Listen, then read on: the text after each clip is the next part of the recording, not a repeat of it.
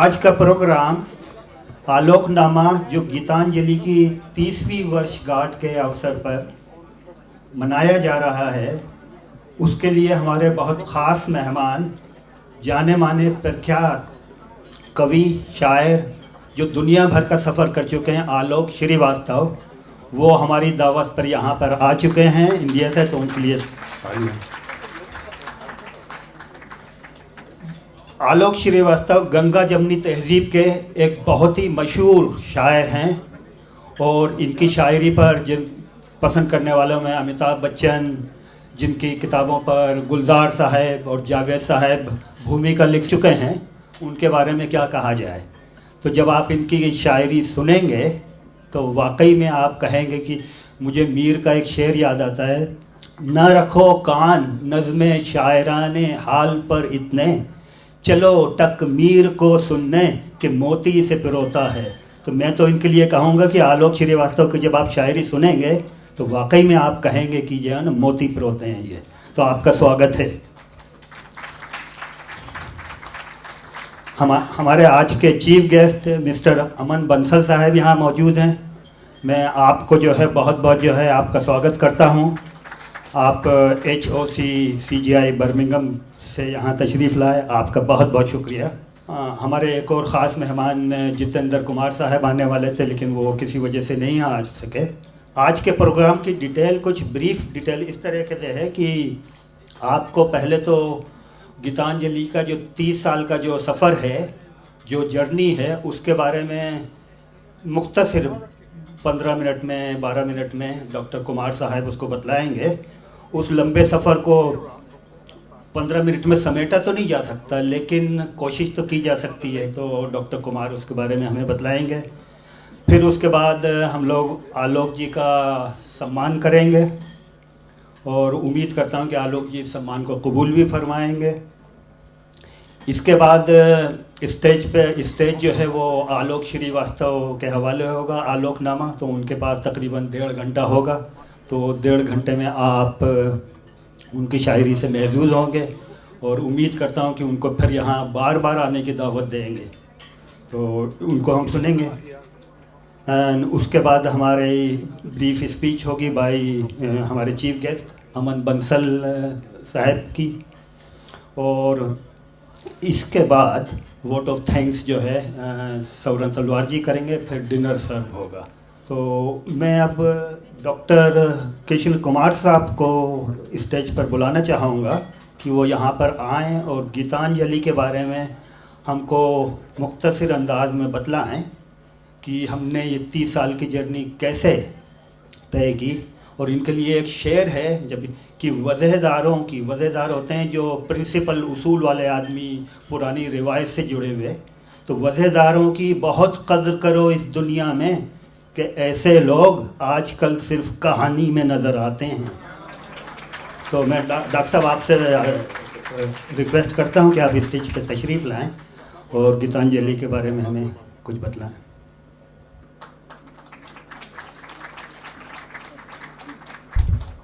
इससे पहले कि मैं माइक डॉक्टर कुमार के हवाले करूं, इस प्रोग्राम को ऑर्गेनाइज़ करने में हमारी मैनेजमेंट कमेटी ने दिन रात एक की है, बहुत मेहनत की। तो मैं उन सब के नाम लेके उनको कहूँगा कि यहाँ डांस फ्लोर पे आगे आ जाएं ताकि आप लोगों का कम से कम लोग मिल सकें। तो मैं इस प्रोजेक्ट के चेयरपर्सन डॉक्टर कृष्ण कन्हैया साहब से गुजारिश करूँगा कि वो आगे आ जाएं। मिसिस सौरन तलवार साहबा से मैं गुजारिश करूँगा कि वो आगे आ जाएं। दलजीत निजरन से मैं गुजारिश करता हूँ कि वो तशरीफ़ ले आएँ। डॉक्टर जय गुप्ता से मैं गुजारिश करता हूँ जी हाँ तशरीफ़ ले आएँ। अविनाश अग्रवाल साहब इधर यहाँ पे आ जाएं। डॉक्टर राजीव अग्रवाल यहाँ पे तशरीफ़ ले आएँ। मिसिस प्रतिमा तवेद साहिबा तशरीफ़ ले आएँ। डॉक्टर राजीव रंजन दास साहब यहाँ पे तशरीफ़ ले आएँ। और मिसिस रीतू शर्मा से गुजारिश है कि वो यहाँ पे तशरीफ़ ले आएँ। आप लोगों से गुजारिश, इनके लिए ज़ोरदार तालियां। इन लोगों ने दिन रात मेहनत की है इस प्रोग्राम को ऑर्गेनाइज़ करने के लिए। और कुछ लोग हैं जो एब्सेंट नहीं आ पाए। यहाँ पे हमारे डॉक्टर राजीव अग्रवाल साहब आगे वहाँ बैठे हुए हैं। डॉक्टर अजय त्रिपाठी नहीं आ पाए। डॉक्टर वंदना मुकेश शर्मा साहब नहीं आ पाए, तो ये कुछ लोग नहीं है का है, तो इनके लिए ज़ोरदार तालियों से स्वागत कर दिए। बहुत मेहनत की है इन लोगों ने। अविनाश अग्रवाल साहब को मैंने बुलाया था, शायद वो भी नहीं दिख रहा, यहाँ मौजूद हैं लेकिन मसरूफ़ होंगे कहीं पे, तो ठीक है, आप लोग अपना अपना स्थान ग्रहण करें। बहुत बहुत शुक्रिया आप लोगों का। अब मैं माइक डॉक्टर कुमार के हवाले करता हूँ। बहुत बहुत शुक्रिया परवेज़। तो गीतांजलि समुदाय की यात्रा पिछले 30 वर्षों में तो धरातल पर आई, लेकिन इसकी वैचारिक यात्रा इससे कई साल पहले हो गई थी। तो अब हम आते हैं इस 30 साल के सफ़र के लिए। ये सफ़र मेरे विचार से बहुत ही सुहाना रहा, बहुत अच्छा रहा। शुरुआती दौर में, शुरुआती वर्ष में कुछ चंद लोग साथ में थे और तरह तरह के प्रश्न वो मुझसे करते रहे कि मैं इस संस्था में इसमें ये करना चाहता हूँ और वो करना चाहता हूँ। मेरा एक ही दो टूक जवाब था उनसे, ये संस्था, ये ग्रुप साहित्य को आगे बढ़ाने के लिए और अपनी मौलिक रचनाओं को आगे बढ़ाने के लिए इसकी शुरुआत की जा रही है। तो इसकी शुरुआत वास्तव में बीजारोपण, भौतिक धरातल पर इसका बीजारोपण 30 अप्रैल 1995 को हुआ था, जब इसकी पहली गोष्ठी मेरे घर पर हुई थी। तब इसमें केवल चंद लोग थे, लेकिन अब ये 30 साल में आगे बढ़कर सफ़र लगभग 65 परिवारों का हो गया है। मैं परिवार इसलिए कहता हूँ कि एक सदस्य अगर गीतांजलि का मेंबर हुआ है तो उसके साथ उसका परिवार जुड़ा है और जुड़ना भी चाहिए, क्योंकि इसका एक उद्देश्य समाज में उन चीज़ों को लाना है जिसको हम भूलते जा रहे हैं, हम छोड़ते जा रहे हैं, एक दूसरे को एक दूसरे से मिलाना, और वो भी भाषा के आधार पर वो लोग जुड़ें और आएं और आगे बढ़ाएं।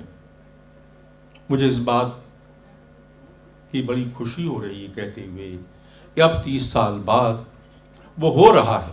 इस समुदाय में हिंदी, उर्दू, पंजाबी, गुजराती, मराठी पर प्रश्न नहीं होता है। जिस भाषा से आपका संबंध है, आइए, आपका स्वागत है।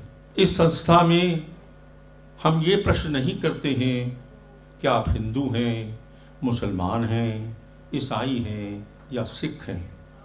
अगर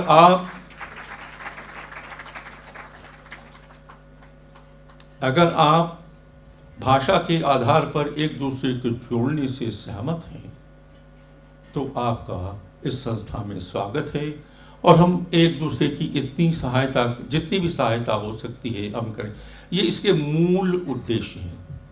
उन्हीं मूल उद्देश्यों के आधार पर बाबू हरिश्चंद्र खड़ी बोली के भीष्म पितामह, उनके विचारों के आधार पर इस संस्था ने अपना काम करना शुरू किया, जिसमें लगभग हर महीने शुरू में एक गोष्ठी होती थी, विचार विमर्श होता था और बैठ करके हम नाश्ता करते थे, खाते पीते थे। हम वहाँ से बहुत दूर आ गए हैं। तो इस संस्था, लोग ये प्रश्न अक्सर किया करते हैं, भाई संस्था का नाम गीतांजलि क्यों रखा गया? उसके पीछे बहुत बड़ी दर्दनाक कहानी है। लोग सोचते हैं कि ये गीतांजलि गुरुवर टैगोर की गीतांजलि के आधार पर हुआ है, उसके विचार पर हुआ है। वो सब इसमें है। वास्तव में इसके पीछे जो आत्मा है वो एक छोटी सी बच्ची गीतांजलि। और विश्वास मानिए, मैं आपके साथ छल नहीं करूंगा कि पहला सार्वजनिक कार्यक्रम 20 अक्टूबर 1995 को हुआ था और सब यही सोचते थे यह कार्यक्रम पूर्णतया असफल होगा, और सबकी सोच के विपरीत यह कार्यक्रम इतना सफल हुआ कि जिसमें सुमंगल सिंह सुमन जी, जो भारत के शीर्षस्थ कवि में सब लोग, लगभग सब लोग जानते हैं, जो हमारे आज के कवि, कलाकार, कथाकार आलोक श्रीवास्तव के आसपास के रहने वाले थे उज्जैन।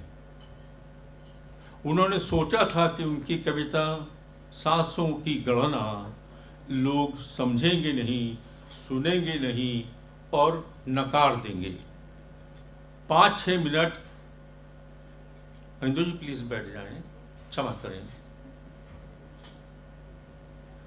5-4 मिनट के बाद सुमंगल सिंह सुमन जी ने पूरे सभागार में अपनी आंखें घुमाई और उन्होंने कहा कि लगता है कि आप बातों को समझते हैं, जैसा कि आज आप आलोक की बातों को सुनकर करेंगे, कि लगता है कि आप लोग मेरी बातों को समझ रहे हैं।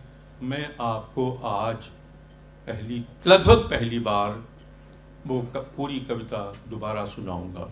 और लगभग 20 मिनट तक सुमंगल सिंह जी मुतवातिर लगातार वो कविता पढ़ते रहे।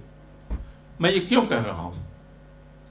मैं इसलिए कह रहा हूँ कि जो लोग ये सोचते थे कि बहुभाषी विचारधारा लोगों को, भारत के लोगों को, विश्व के लोगों को भाषा के माध्यम से जोड़ना ये असंभव है, नहीं हो सकता है।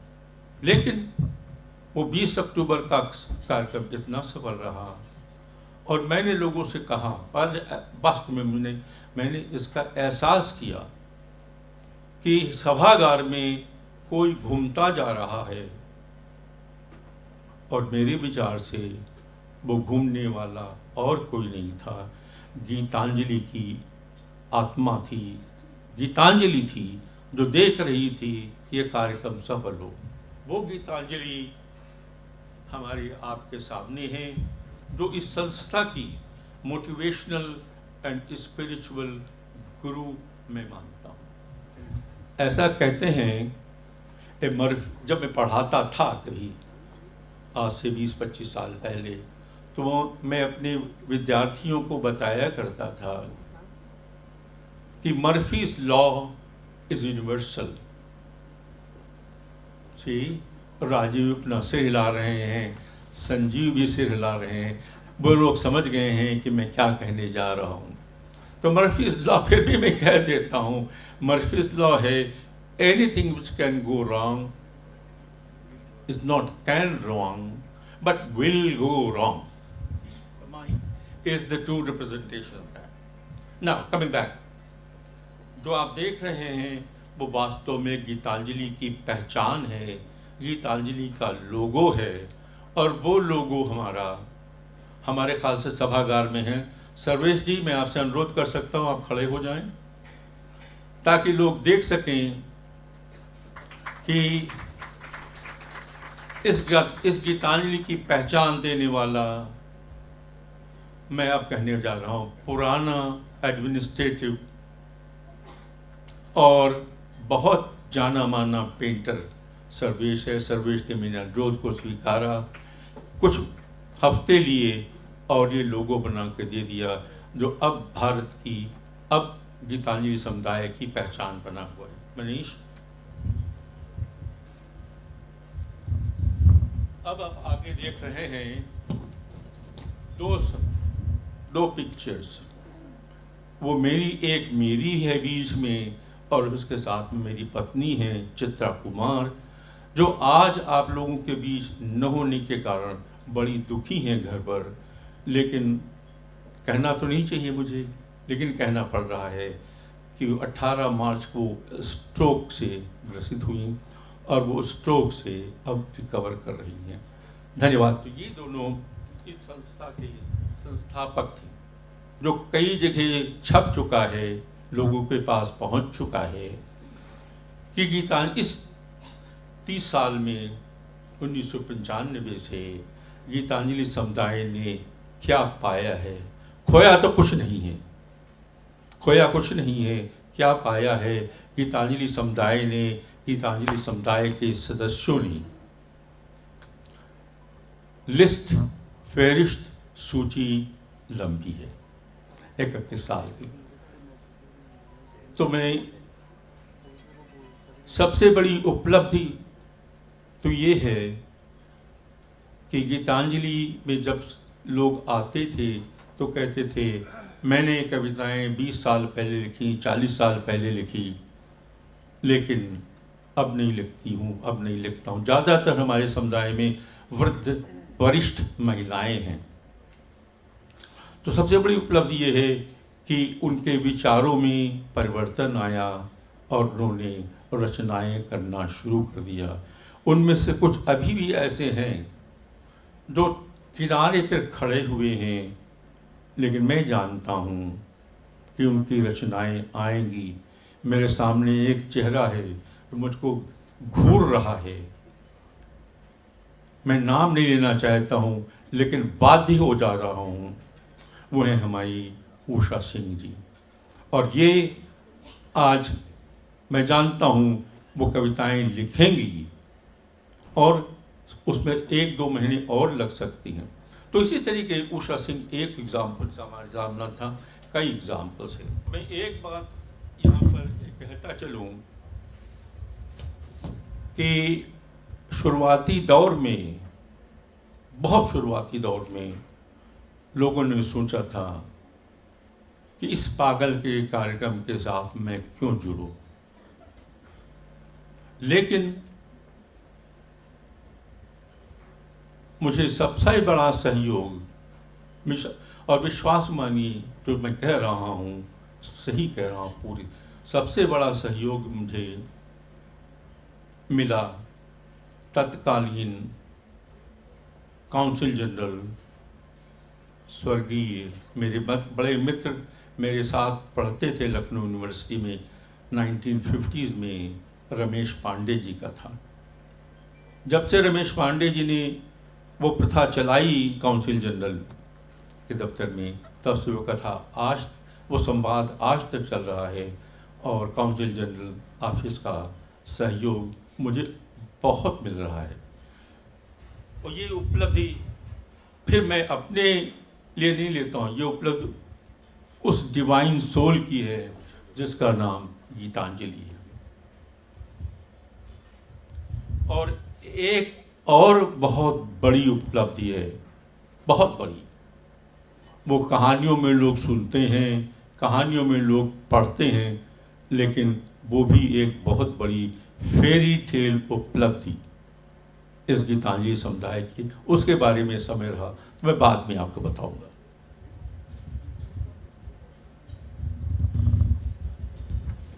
अब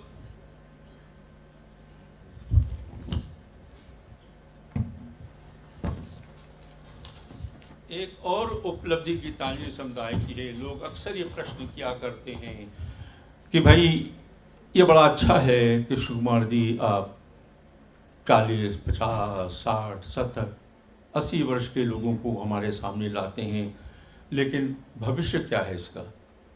आप बच्चों को नहीं लाते हैं, जवान लोगों को नहीं लाते हैं। और गीतांजलि भी एक जवान लड़की थी।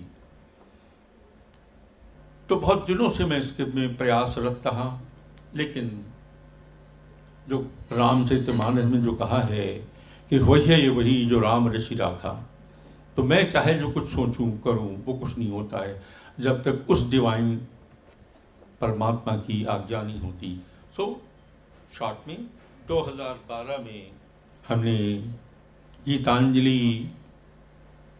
Geetanjali circle for creative writers की शुरुआत की। फिर से ये कार्यक्रम काउंसिल जनरल के ऑफिस में हुआ, जबकि वो ज्वेलरी क्वार्टर्स में हुआ करता था। और एक बात जो इसमें यूनिक है इस बच्चों के प्रोग्राम को लेकर के, इसमें आयु सीमा, नीचे की आयु सीमा कोई नहीं है। और एक बार इसमें 2 वर्ष की बच्ची ने भाग लिया था। और अपर लिमिट हम लोगों ने जान कर रखी है 20 साल, कि ताकि जो बच्चे बड़े होते जाएं, घरों को छोड़ करके यूनिवर्सिटीज़ और कॉलेजेस में जाते जाएं, वो भी आते रहें कुछ सालों तक। तो इसलिए इसकी अपर लिमिट 20 साल रखी गई है। और इस कार्यक्रम को प्रारंभ से मेरे समुदाय की वरिष्ठ सदस्य श्रीमती स्वर्ण तलवार जी करते रही। Swarn ji please quickly, time is rushing out, Hari बताइए प्लीज। जी हाँ, ये स्वर्ण तलवार जी हैं जो बच्चों के कार्यक्रम को 2012 से करते रही हैं और बड़ी सफलता के साथ। गीतांजलि समुदाय के बच्चों की 2 कविता संग्रह भी छप चुके हैं और इस समुदाय के बच्चों के समुदाय के एक लड़के बच्चे जेमी जॉन ने 2015 में एक अंतर्राष्ट्रीय सम्मान अपनी रचना साल्ट मार्च के लिए पाया था। ये गीतांजलि समुदाय की एक और बड़ी उपलब्धि है, बच्चों के कार्यक्रम को आगे बढ़ाना। और अब मैं आता हूँ, जो गीतांजलि समुदाय के लोगों ने अपनी किताबें प्रकाशित कराई हैं और ये जो बात मैं करने जा रहा हूँ ये केवल उन कवियों की, उन रचनाकारों की रचनाएं हैं जो अभी हम लोगों के बीच हैं। उन लोगों की रचनाएं इसमें हमने जान कर सम्मिलित नहीं किया जो आज हमारे बीच नहीं हैं, जिनको हम बाद में याद करेंगे। सबसे पहले ये 2 किताबें हैं जो बच्चों की रचनाओं पर हैं और आपसे देख सकते हैं शीर्षक है poems of hope and poems of pride. ये पुस्तकें, इस पुस्तकों में श्री स्वर्ण तलवार जी ही एज ए को एडिटर रही हैं। ना ये स्लाइड्स हैं कि शुरुआती दौर में 2005 और 2011 और 2006 में जो अंतर्राष्ट्रीय कार्यक्रम हम लोगों ने आयोजित किए थे, उनकी जो पत्रिकाएं छपी थी, सविनियर्स छपे थे, उनके फ्रंट पेज का चित्र है। ये जो है उन्हीं कार्यक्रमों के मुख्य पृष्ठ हैं। 2005 की कॉन्फ्रेंस की सिंपोजियम प्रोसीडिंग्स एंड सविनियर। और वास्तव में there is no way of lifting it up, no, okay, कोई बात नहीं, हम बात करते हैं। नीचे जो आप देख रहे हैं चित्र, वो है 2 वर्कशॉप जो हमने कराई थी, कविता वर्कशॉप और कहानी वर्कशॉप।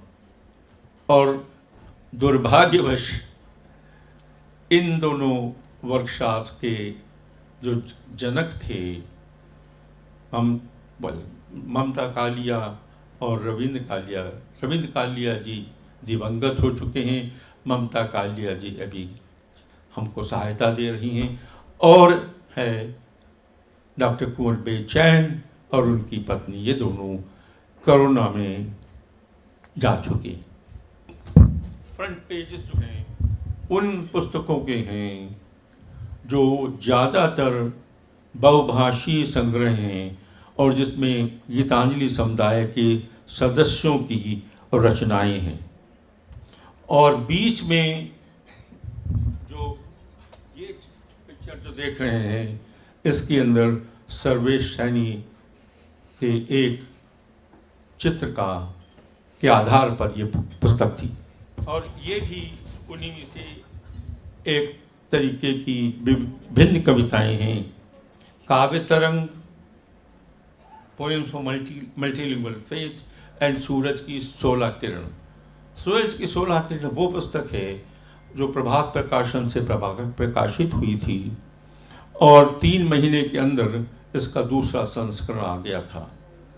तो ये इस बात का द्योतक है, कम से कम इस पुस्तक में प्रवासी रचनाकारों ने कुछ अच्छा जरूर लिखा है कि इसका दूसरा संस्करण 3 महीने के अंदर आ गया।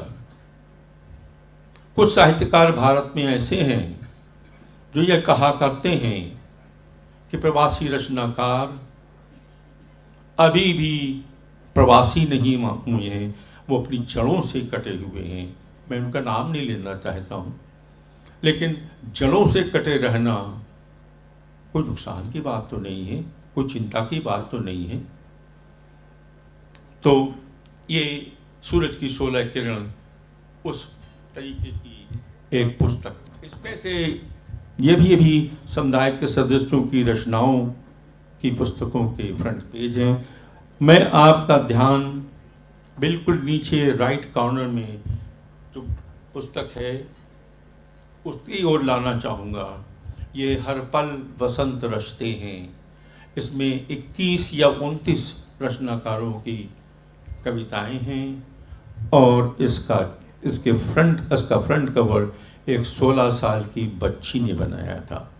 धन्यवाद। धन्यवाद धन्यवाद धन्यवाद। अब हम आते हैं, ये सामूहिक संग्रह थे, अब इंडिविजुअल लोगों की पुस्तकें। सबसे पहले ये संयोगवश मेरी अपनी रचनाओं की पुस्तकों के मुख्य पृष्ठ हैं। सबसे पहली पुस्तक है मैं अभी मरा नहीं, और इस पुस्तक की अपनी एक कहानी है, लेकिन फिर कभी अगर मौका मिला तो मैं बताऊंगा, क्योंकि इसमें लगभग सारी कविताएं जीवन मृत्यु के दर्शन पर हैं और जिसमें ये बात स्वतः झलक कर आती है कि अगर आप ध्यान से जीवन को देखें तो व्यक्ति का अंत, भौतिक अंत भले हो गया हो, लेकिन वास्तविक अंत बहुत बाद में होता है, बहुत देर से होता है। तीसरी पुस्तक है, दूसरी पुस्तक है चिंतन बना लेखनी मेरी। मैं जल्दी से निकल रहा हूं। इस पुस्तक में मैं बात कर रहा था आलोक से कुछ समय पहले, मैं नाम लेने की कोशिश कर रहा था, भूल रहा था। वह विद्यानिवास मिश्र जी का। विद्यानिवास मिश्र जी अक्सर भारत प्रकाशन के दफ्तर में हमसे पूछते रहते थे कि कृष्ण कुमार जी, आप हमसे क्यों नहीं कहते हैं अपने पुस्तक की भूमिका लिखने के लिए। तो मैं इनको बार बार यही जवाब देता था, विद्यानिवास जी, मेरी रचनाओं में ऐसा कुछ नहीं जिसमें आप जैसे लोगों की कलम चले। तो ये पुस्तक जब भारतीय भारत प्रकाशन, प्रभात प्रकाशन में रखी हुई थी, तो विद्यानिवास जी ने इसमें भूमिका लिखी और उस भूमिका का पहला वाक्य है कि अपने बेटी से बिछुड़कर। तो विद्यानिवास जानते थे इसका नामकरण गीतांजलि का एक बच्ची पर रखा हुआ है और ये समझते थे वो बच्ची मेरी है, लेकिन गीतांजलि आप सबकी बच्ची हो गई है, क्योंकि उसके आशीर्वाद से ही, उसकी आत्मा से ही, विश्वास मानिए मेरे विचार से आज का कार्यक्रम भी मुनक्किद हो रहा है। इसी तरीके से कविता संग्रहों का क्रम चलता गया है और मैं जल्दी ये इसमें कुछ कविता संग्रह हैं। हाँ, ये सारे हमारे कविता संग्रह शायद 10 हुए हैं। ये 4 हमारे 4 कहानी संग्रह हैं, क्यों क्यों और आखिर क्यों, और कथाएं ऐसी भी जो हम अब तक भूल न पाए, और आखिरी पुस्तक है दोनों के बीच। आखिरी पुस्तक बिल्कुल फर्क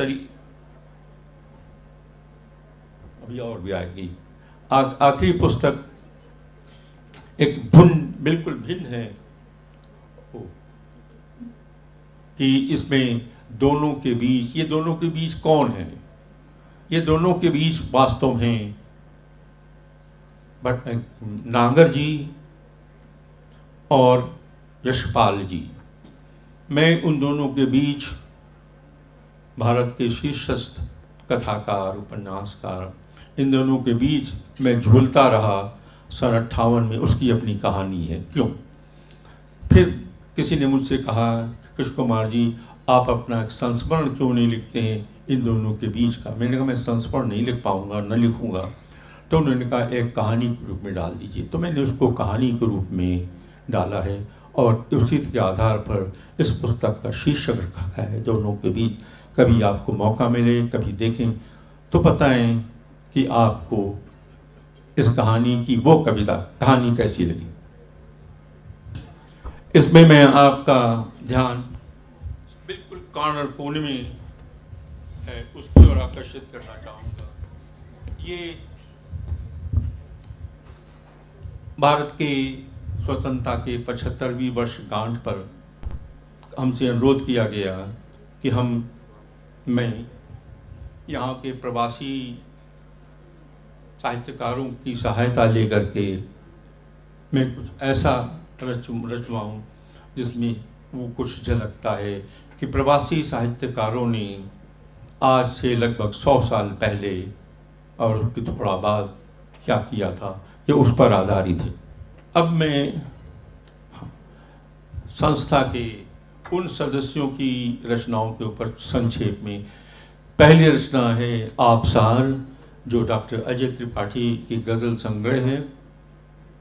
दूसरी है अंतर्ध्वनि जो राखी बंसल की एक रचना है। और तीसरी है बीच में पंजाबी की एक रचना जो दलजीत निजरिन की है। और right in that corner is the rachna of Madhu Sharma. ये था उन रचनाकारों की जिनकी केवल एक पुस्तक ही अब तक छपी है। Multiple books by Geetanjali members. Corner में उस तरफ एक वंदना खुराना की 2 पुस्तकें हैं और उसके बाद उर्दू में जो पढ़ सकते हैं वो जान पाएंगे। ये 3 कविताएं, ये 3 संग्रह हमारी गीतांजलि संस्था के general secretary mister Parvez Muzaffar की हैं, जिनकी आवाज़ आप उनसे पहले सुनते रहे। इसके बाद एक संदीप नैयर की 5 कविताएं हैं जिनके 3 मुख्य आप देख रहे हैं और 2 बार ये संदीप नैयर की पुस्तकें। और आप मुझसे ये प्रश्न कर सकते हैं, वो करना भी चाहिए शायद, भाई ये सब दिखा करके मुझको आप क्या पा रहे हैं? मैं पा रहा हूँ 30 साल की यात्रा के बीच क्या पाया। और मैं ये पा रहा हूँ कि जिनकी पुस्तकें अभी तक नहीं हैं वो इनसे प्रेरित होकर के, उत्साहित होकर के पुस्तकें रचें। ये स्वर्ण तलवार जी की कोने में 4 मौलिक पुस्तकें हैं, 2 ऊपर नीचे poems of pride and poems of hope, उनकी को-एडिटेड पुस्तकें हैं। अरुणा सब्बरवाल की 3 पुस्तकें, कविता संग 3 पुस्तकें आपके सामने हैं। पुस्तकें और इनकी कई पुस्तकें हैं। तो ये 3 और फिर उसके बाद ये चारों कहानी संग्रह हैं। और फिर ये पुस्तकें अभी भी अरुण सब्बरवाल की पुस्तकें हैं। और ये अब हैं डॉक्टर कृष्ण कन्हैया जी की पुस्तकें।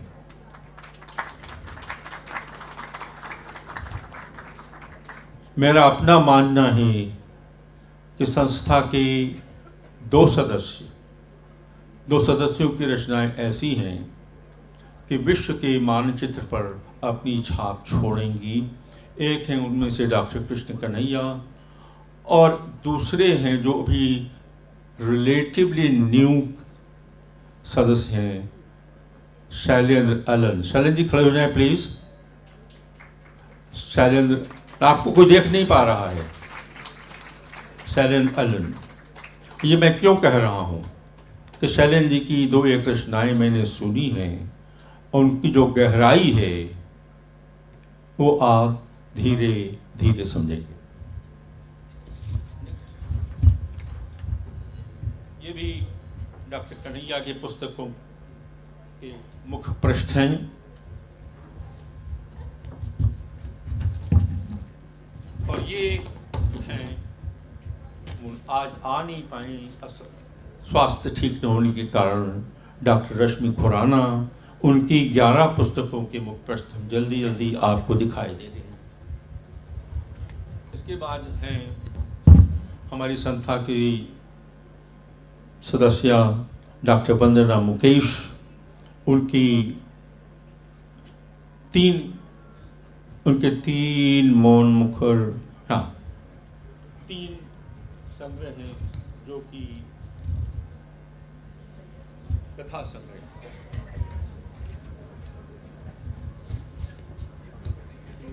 ये कुछ संस्था के सदस्य हैं जिनको राष्ट्रीय और अंतर्राष्ट्रीय स्तर पर नेशनल इंटरनेशनल लेवल पे जिनको रिकॉग्नाइज किया गया है, अवार्ड किए गए हैं। उनमें से हैं डॉक्टर कृष्ण कन्हैया, मिसेस स्वर्ण तलवार, डॉक्टर वंदना मुकेश, अरुण सब्बरवाल और मैं भी उसमें शामिल हूँ।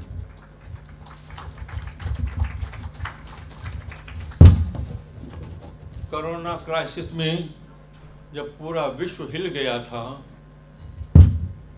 गीतांजलि समुदाय पर भी इसका असर पड़ा।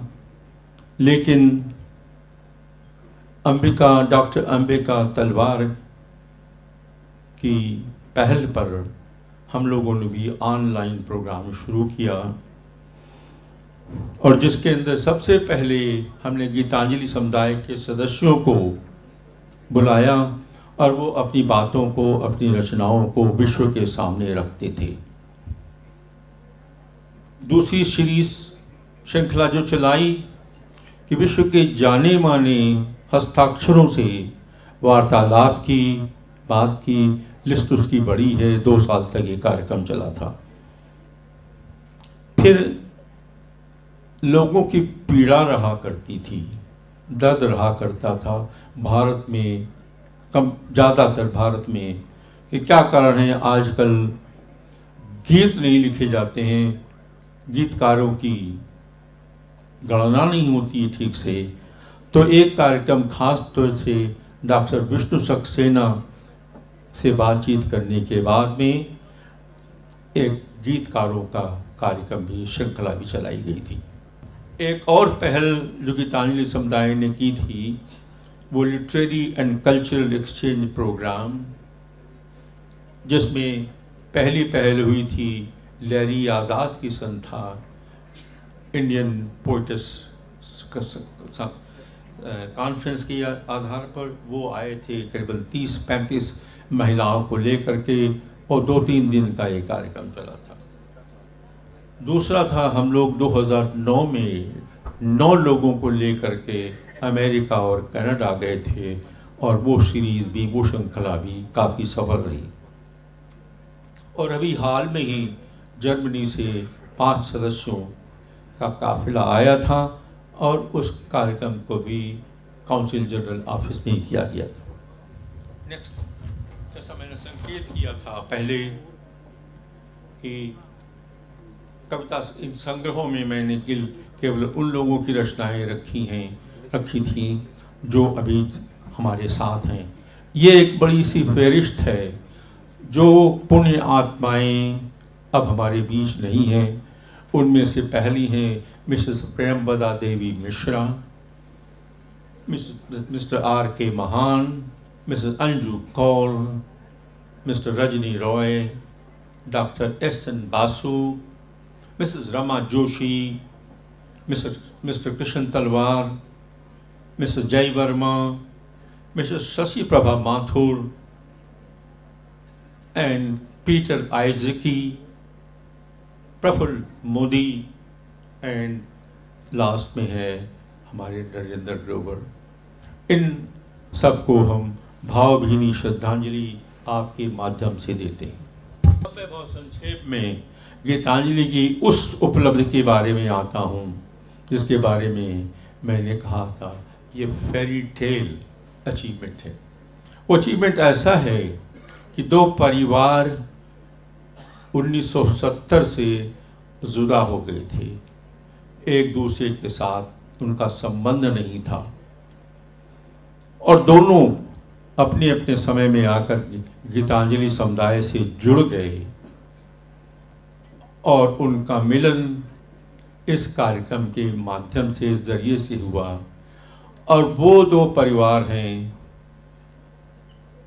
डॉक्टर बाधवा, उनका परिवार, और एक हैं डॉक्टर संजीव सिन्हा। डॉक्टर संजीव सिन्हा खड़े हो जाएं प्लीज। राजीव जी खड़े हो जाएं प्लीज। ये फेरी टेल अचीवमेंट है जिसको आप लोगों ने, जो थोड़े से वरिष्ठ हैं, जिनको आप लोगों ने, जिसके बारे में आप लोगों ने एमन एंड्रूज के बारे कार्यक्रम में सुना था, देखा था, this is your life, this actually is a true representation of this is your life. And Geetanjali समुदाय की मेरे विचार से ये बहुत बड़ी उपलब्धि। इतने सालों तक ये दूर रहे लेकिन शायद अब नहीं। गीतांजलि की मैं कहूँगा एक फेरी टेल अचीवमेंट है। समय मैंने बहुत लिया, इसका मुझे खेद है, लेकिन आप सुनते रहे, फूट किया नहीं, तालियां बजाई नहीं, हल्ला किया नहीं, हो गए, बहुत समय हो गया, भागिए जाइए, हम तो आलोकनामा बरविंघम के लिए आए हैं। तो आलोकनामा बरविंघम और आपके बीच से मैं हटता हूँ, क्षमा करें। ये यात्रा गीतांजलि समुदाय की अभी अधूरी रही, शायद कभी ईश्वर ने अगर मौका दिया तो आपके सामने फिर आऊँगा और आपको इसके पीछे की और तरीके की दर्दनाक कहानियाँ सुनाऊँगा। इसका जन्म वास्तव में कैसे हुआ, पीड़ा से दर्द शुरू हुआ था, वो कभी फिर और बताएंगे। पर शुक्रिया बहुत बहुत आपका। डॉक्टर साहब बहुत बहुत शुक्रिया। डॉक्टर साहब की उम्र को देख के और जितनी हेल्थ प्रॉब्लम है उनको देख के, जितनी एनर्जी है उनमें, उसके लिए रश्क आता है मुझे। उनके लिए एक शेर है, बला से शजर हो ना हो रास्ते में, नहीं बाज आते सफ़र करने वाले। तो मुझे अपनी कुछ बातें कहनी थी, लेकिन अब क्योंकि वक्त काफ़ी हो चुका है और हम लोग आलोक जी के लिए यहाँ पे हैं, तो उस बात को काटते हुए मैं डॉक्टर कृष्ण कन्हैया को, चेयरपर्सन स्पेशल प्रोजेक्ट को बुलाता हूँ कि यहाँ पे अवार्ड एंड आलोकनामा की कार्रवाई को आगे बढ़ाएं। बहुत बहुत धन्यवाद परवेज साहब का और कृष्ण कुमार जी का। उन्होंने विस्तृत ढंग से सारी बातें बताई हैं। मैं गीतांजलि का आभारी हूँ कि मुझे इस कार्यक्रम में जो सम्मान समारोह है उसको संचालित करने का मौका दिया जा रहा है। तो आलोक जी किसी भी इंट्रोडक्शन के मुस्तहक नहीं है। मैं 3-4 शब्दों में इनके बारे में बोल के तो प्रोग्राम की शुरुआत करूँगा कि श्री आलोक श्रीवास्तव एक प्रसिद्ध कवि, जाने माने गीतकार और वरिष्ठ टीवी पत्रकार हैं और ये हमारे गीतांजलि बहुभाषीय साहित्यिक समुदाय की खुशनसीबी है कि वो हमारे पर्व समारोह यानी जो 30वीं वर्षगांठ है उसमें इनकी उपस्थिति हुई है और इन्हें सम्मानित करने का मौका मिल रहा है। तो मैं ज़्यादा समय नहीं लेकर मैं चाहूँगा कि इसको ब्रीफ रखूँ, क्योंकि समय काफ़ी निकल गया है। कई लोग ऐसे हैं जो आलोक जी को सुनने के लिए बेचैन हैं। तो मैं इसके शुरुआत में जो हमारे जो चीफ गेस्ट हैं, जो विशिष्ट लोग हैं, उनको मैं एक एक करके स्टेज पर बुलाऊँगा। सबसे पहले आदर सम्मान के साथ मैं मिस्टर अमन बंसल को स्टेज पर बुलाना चाहता हूँ। आपको लोग गाइड करके यहाँ तक लाएंगे। हमारे जो पूर्व काउंसलर थे जितेंद्र शर्मा, वो आ नहीं पाए हैं, इसलिए हम लोग को उनकी कमी खलेगी।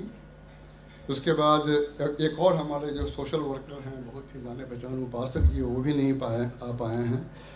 अब मैं हमीद मलिक साहब को चाहता हूँ कि वो स्टेज पर आएँ। सम्मान के साथ मैं उनको बुलाता हूँ। और इस संस्था के जो गीतांजलि के जो संस्थापक और अध्यक्ष हैं डॉक्टर कृष्ण कुमार जी, आपको मैं दोबारा बुलाना चाहूँगा कि आप स्टेज पर आएँ। दलजीत निचलन, आपसे भी दरख्वास्त है कि आप आएँ स्टेज पर। और इन सब के साथ पूरे आदर और सम्मान के साथ मैं श्री आलोक श्रीवास्तव को यहाँ मंच पर बुलाना चाहूँगा। जोरदार तालियों से इनका स्वागत कीजिए। ऐसी गूंज हो कि पूरा जो हॉल है वो इसको महसूस करे। स्वागत है। तो पहले मैं जो इनको सम्मान दिया जा रहा है उसका नाम है गीतांजलि साहित्य गौरव सम्मान 2025। तो इसके अंदर जो चीज़ें लिखी हुई हैं मैं आपको एक बार पढ़ के सुना दूं। जो हालांकि जितना ये रिजर्व करते हैं, जितनी इनकी अहमियत है, उसके अनुसार में हम लोगों ने बहुत संक्षेप में इसमें लिखा है। तो गीतांजलि साहित्य गौरव सम्मान 2025, बर्मिंघम यूके। सेवा में श्री आलोक श्रीवास्तव। सुविज्ञात, तालियों की कमी नहीं चाहिए होगी, हर एक लफ्ज़ पर आपकी ताली बजनी चाहिए। सुविख्यात साहित्यकार एवं टीवी पत्रकार श्री आलोक श्रीवास्तव 3 दशक से साहित्य के क्षेत्र में सक्रिय हैं।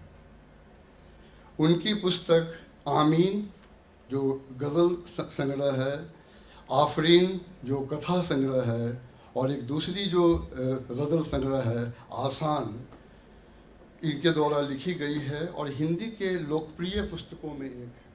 आप डॉक्टर साहब बहुत सारी चीज़ें अपनी लेके आए हैं, आप उनसे लेकर और उनसे हस्ताक्षर आप ले सकते हैं। श्री आलोक श्रीवास्तव 20 से अधिक देशों की साहित्यिक यात्रा ये कर चुके हैं। और श्री आलोक श्रीवास्तव को मध्य प्रदेश साहित्य अकादमी, मध्य प्रदेश उर्दू अकादमी, परंपरा ऋतुराज सम्मान, फिराक गोरखपुरी सम्मान, अंतर्राष्ट्रीय पुष्किन सम्मान जो मॉस्को रूस से दिया गया है, अंतर्राष्ट्रीय गज़ल सम्मान जो इनको वाशिंगटन डीसी अमेरिका से दिया गया है, और 2024 में ब्रिटेन की संसद हाउस ऑफ कॉमन्स में ये सम्मानित होने वाले इकलौते गज़लकार हैं। आपकी तालियां बजाएंगे। उनकी रचनाओं को भारतीय सिनेमा के लगभग सभी सुप्रसिद्ध गायकों एवं कलाकारों ने अपना स्वर दिया है। आप जब इनसे सुनेंगे तो अमिताभ बच्चन से लेकर और आशुतोष राणा से सारे लोगों ने किया है। 12 अक्टूबर 2025 को सैमसन सभागार बर्मिंघम यूके में आयोजित कार्यक्रम में Gitanjali multilingual literary circle Birmingham UK Shri Alok Srivastava को गीतांजलि साहित्य गौरव सम्मान 2025 से सम्मानित कर गौरव की अनुभूति कर रहा है। और साथ ही यह आशा करता है कि वे इसी तरह अपने उत्कृष्ट सृजन से साहित्य एवं पत्रकारिता की सेवा करते रहेंगे।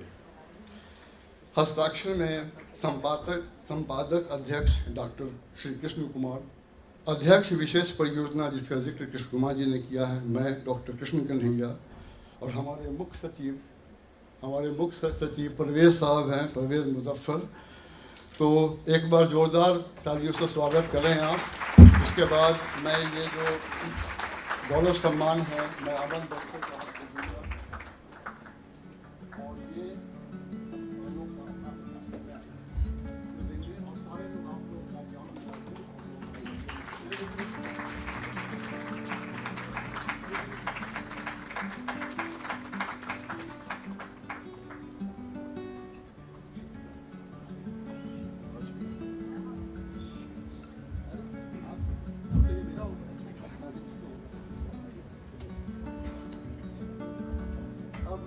नीतू से ऐसा करेंगे कि अमन साहब हमारे किसी को जानते हैं कि कुमार जी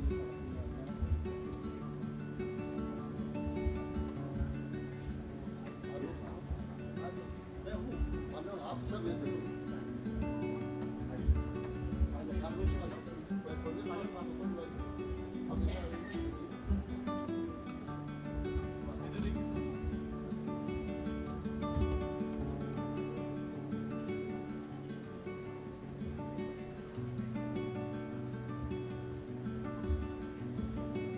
और इसके अंतिम करीब है। अब मैं, आप जानते हैं कि किसी भी पति के ज़िंदगी में पत्नी का बहुत बड़ा रोल होता है। मैं 38 साल से शादीशुदा हूँ, मैं जानता हूँ इस बात को। तो मैं अब आदर और सम्मान के साथ भाभी जी नीतू श्रीवास्तव को मंच पर बुलाना चाहूँगा कि आपके बगैर इस सम्मान की जो है वो बिल्कुल अधूरा है।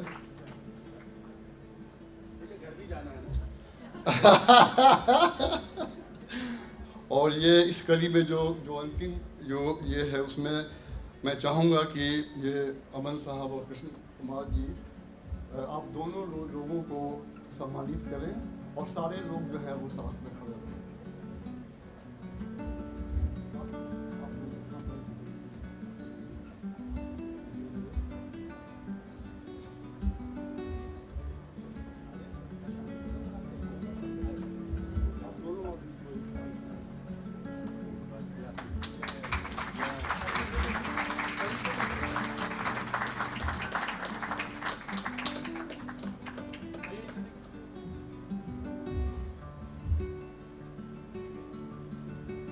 अब ये तीनों हम लोगों ने अपनी तरफ से आलोक साहब को सम्मान पत्र साथ में प्रतीक चिन्ह और सॉरी को भेज दिया है।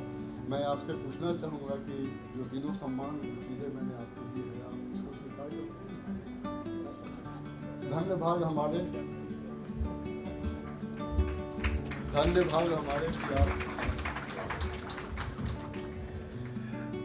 ये बिल्कुल वैसा ही है जैसे किसी दूल्हे से निकाह के वक्त पूछा जाए कबूल है। तो मैं बहुत शुक्रगुजार हूँ गीतांजलि का, और मेरे बोलने का वक्त अभी शुरू हुआ नहीं है, क्योंकि अगर मैं यहाँ ज़्यादा बोल दूँगा तो मुझे मालूम है कि यहाँ सब हिंदुस्तानी बैठे हैं, किसी भी वक्त हुट कर सकते हैं। तो बहुत बहुत शुक्रिया।